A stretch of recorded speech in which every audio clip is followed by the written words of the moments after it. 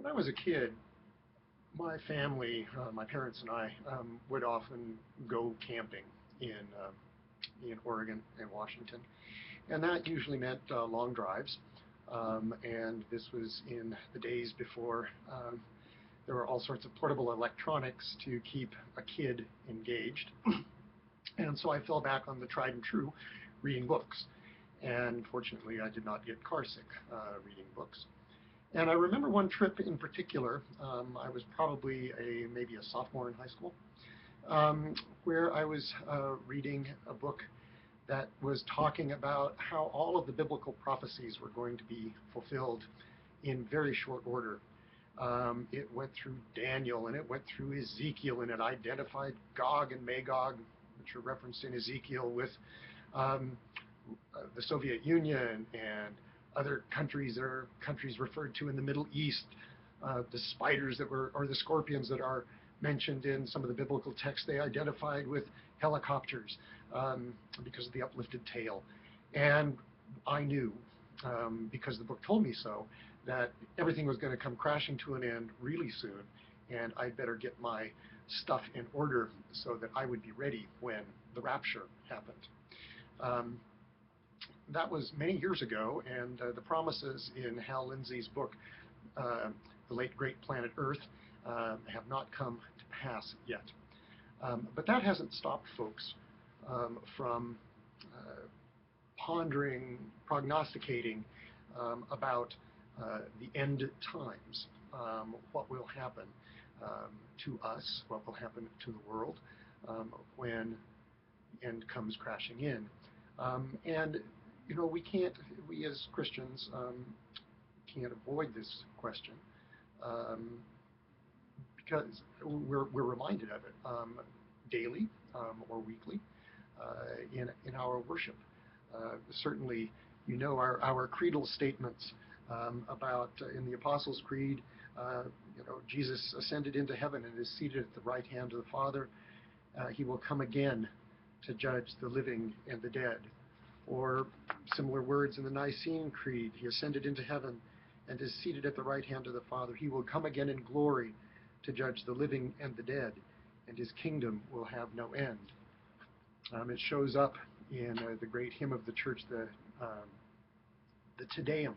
At the end, we believe that you will come and be our judge. Come then, Lord, and help your people.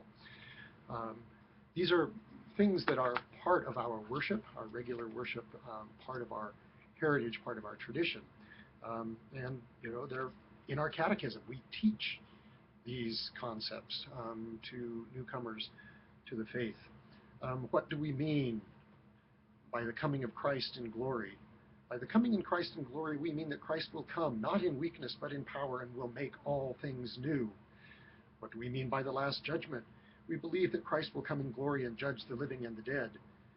What do we mean by the resurrection of the body? We mean that God will raise us from death in fullness of our being, that we may live with Christ in the communion of the saints. Those are on page 862 of the prayer book.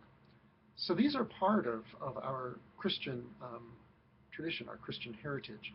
And the problem is that Christians have been struggling about this for a long time.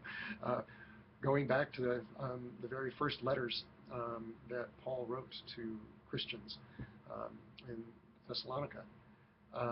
And so it appears that Paul probably recognized that things weren't crashing in quite as quickly as he expected, modified some of his thinking. But certainly apocalyptic or eschatological thinking is throughout both Hebrew scriptures and the Christian scriptures. So what this assignment is going to be to address those questions of eschatology and apocalypticism. I will provide some texts and some links that you may want to look at before you start writing. But you know, we are still surrounded by all of this material in popular culture and then in religious culture.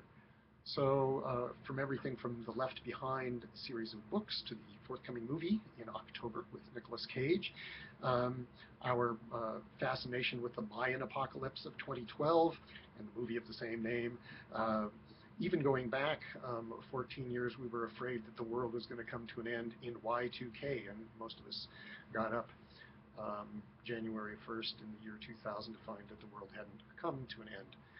So those concerns are around us all the time, and they are not absent from Episcopal congregations in any way, shape, or form.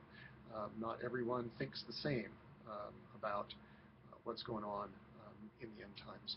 So I'll stop here, start another recording, and give you a better idea of what we're going to be doing.